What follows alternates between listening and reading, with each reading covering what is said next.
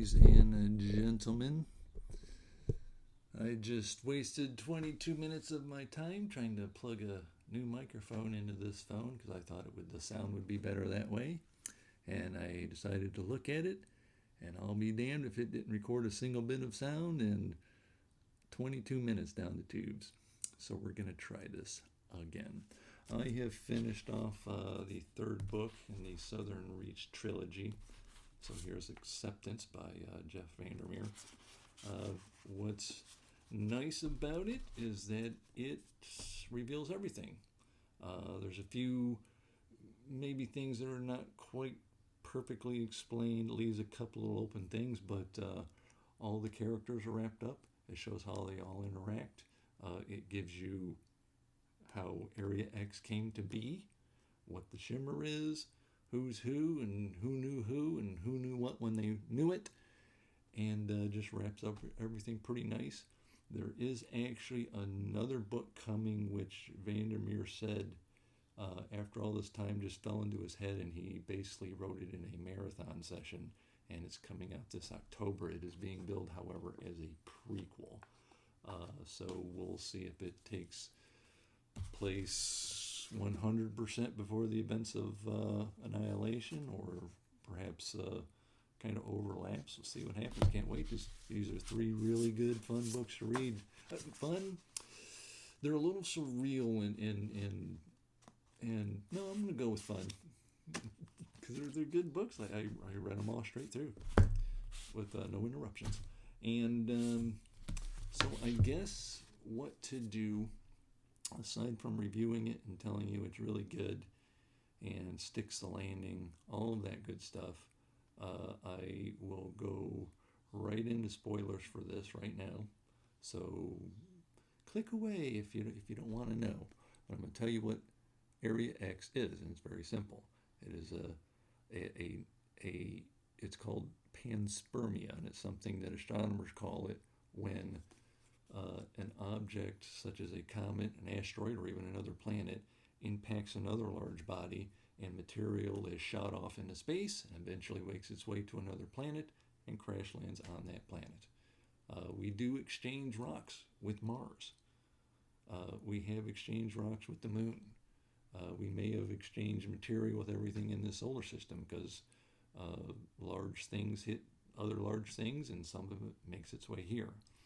We had, if you recall in the news, a visitor from another solar system. It was like this sort of long cigar-shaped rock that came out from another solar system and passed through ours. So this really does happen.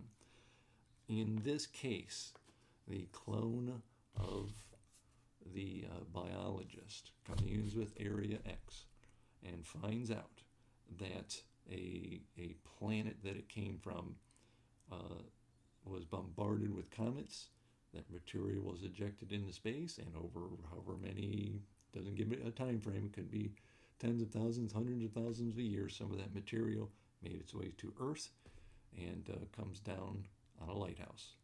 And we get the introduction of a character. We don't find out anything about him until we get here.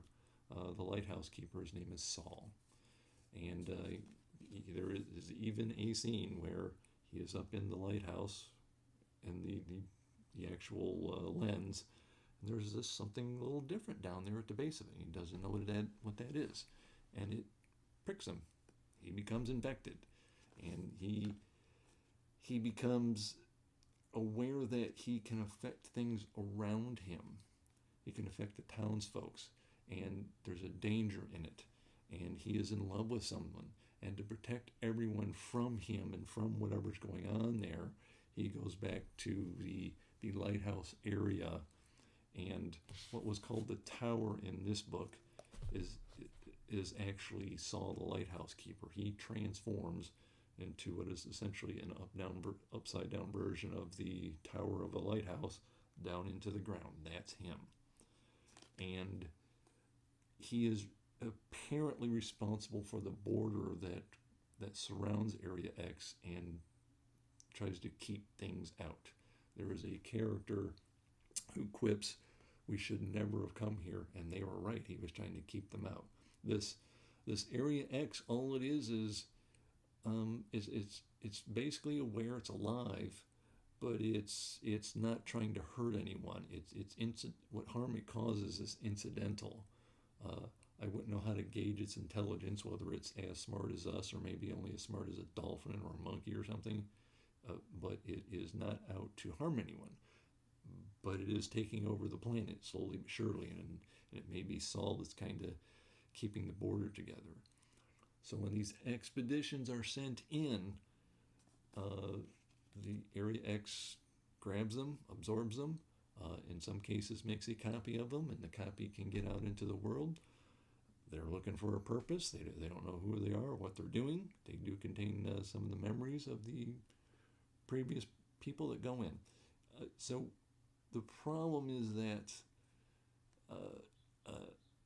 when they come in, they're essentially feeding it, and they become part of Area X, part of that sentience, and so it gets a little smarter, a little better. So eventually it could just potentially take over the planet and become a rather intelligent, godlike thinking being, and it could be what it was before. We don't know that yet, and maybe that prequel will touch upon that, and we'll find out. The biologist clone and the guy named Control, John Rodriguez, illustrate a time problem. So that's the only bit of real pseudoscience going on here, is that so they find a backdoor way in, and their journey takes, I don't know, I think it was like hours, even if it took a whole day or a few days. When they get in there and they meet up another character from a previous book, she had been wandering around for 3 years. They didn't experience 3 years.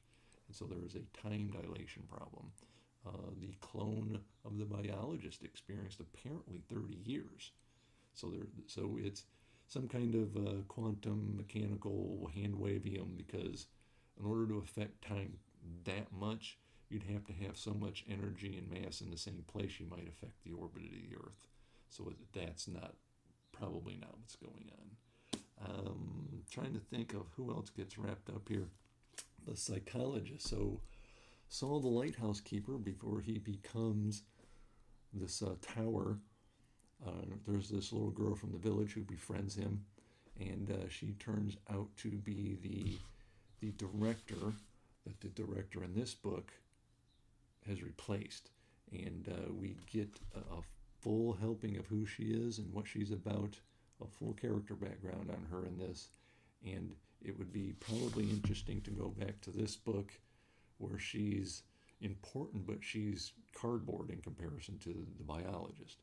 But and just experience it knowing who she is now. So she grows up and becomes a director, and she winds up going back in, which is what's in here,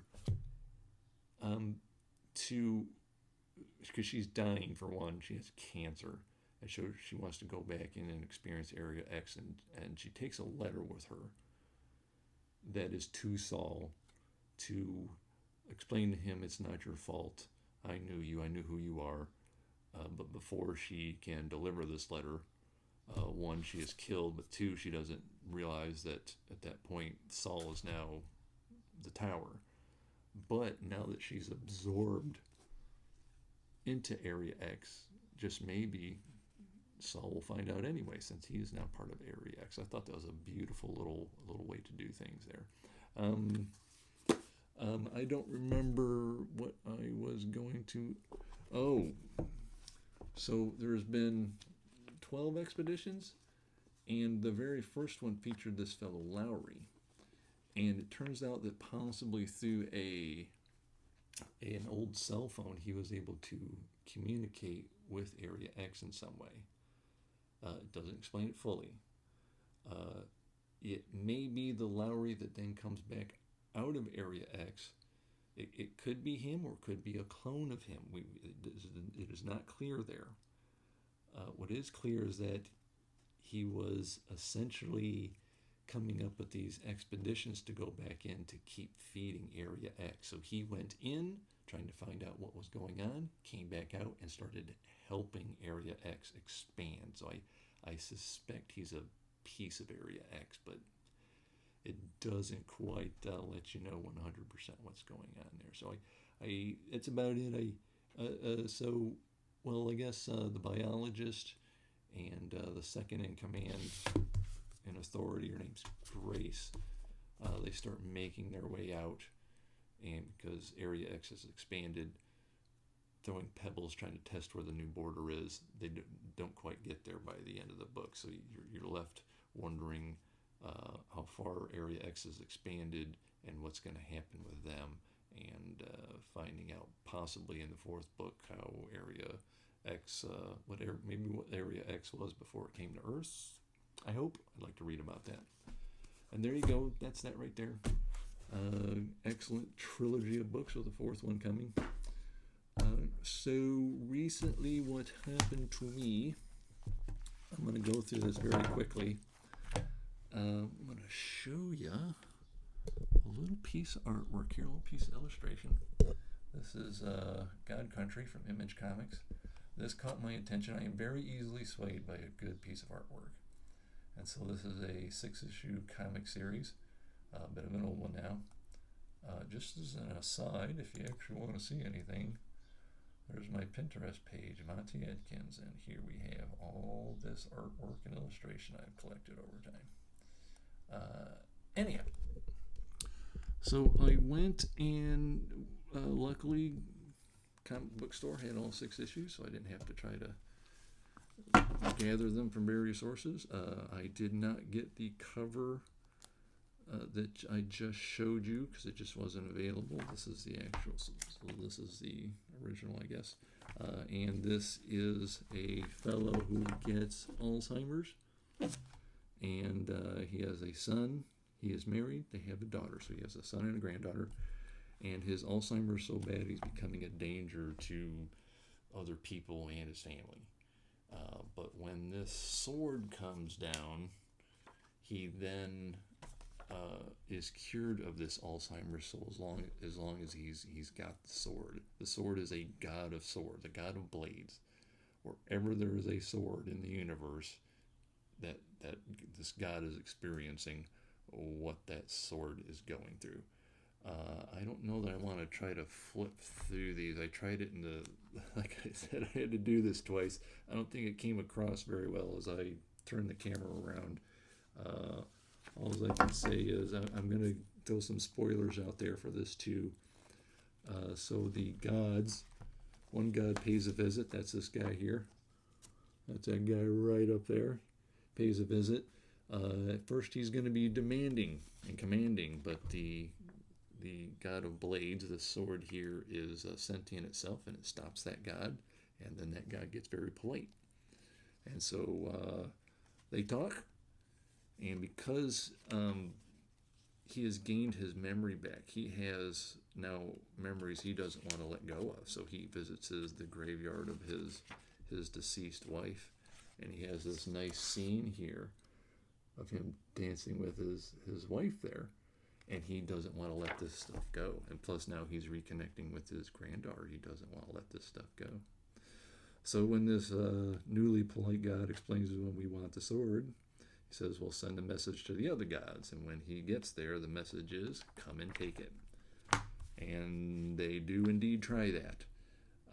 He winds up getting to the end and going to the chief of these particular gods and stopping that particular god, but he does get injured in the process. He is dying, and so his son comes to his rescue, and there's this wonderful moment where through the magic of this sword, I'm going to hold that up, he goes through all his memories that he has through life and gives them to his son.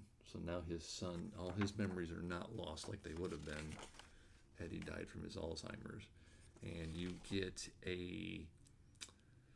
let's call it a resolved conflict between the mythology of these gods who want to be around forever and the stories that people tell, so they become immortal through their stories and their memories. So it's just a really good read. It came out of nowhere. I'd never heard of it until last week when I came across that piece of artwork. The one thing I am going to show you, comic book related, very comic book related. So, this is a result of, well, work getting the best of me, and I was a comic book collector spending $200 a month on comics, but I wouldn't put them away. I didn't want to do it.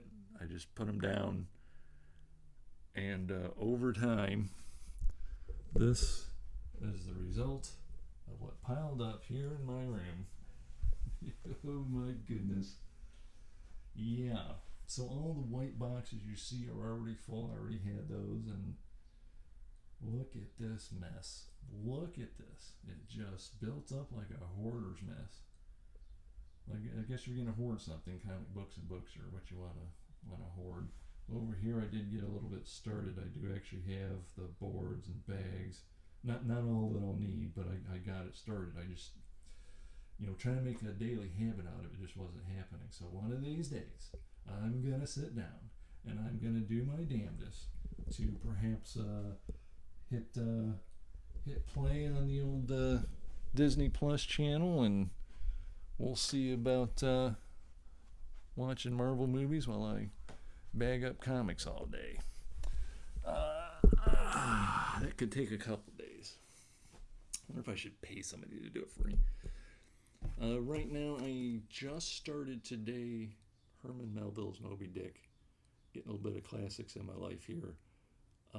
Already I'm going to have to concentrate because, the way this old book is worded, it's like, okay, this is a little out of my usual scope here. So, but it is pretty reading, I have to say, but this is not going to be a casual one. It's a long book, over 600 pages, and someone said I didn't realize there's an abridged and unabridged version, and I don't know what this is. It says the definitive text, so I hope this is everything, and I get it all. So I'm reading that next. Books this year are taking me a little longer to get through because I am reading One Piece, and the time I devote to reading One Piece takes away from reading other books. So I don't know how long it's gonna. I've been keeping up at about not quite a book a week, but this past month I think I made a book a week. So this one, I don't know how long that one's going to take me. After Moby-Dick, I intend this nice illustrated version of Frankenstein. However, there is a sequel to this book, The Sword Defiant, called The Sword Unbound. It comes out in May the 7th, if I'm recalling correctly. And as soon as that book hits, I'm in it. So depending on where I am, what gets read first, that's basically what I'm looking at. I missed a used book store. It's called Bookstock in Livonia, Michigan, and there in Livonia, Michigan, it's like a 100,000 or 200,000 book sale that they have out in a mall out on all these tables, and I thought it was this weekend. It was last weekend, and I missed it. I don't go every year, but I've gone most years since I discovered it, and missed out this year. But oh well, there'll be other sales. There's used books everywhere. So that's it for me. Thank you very much. Hope this helps you out. Have a lovely weekend. I'm going to try to do the same. Thank you.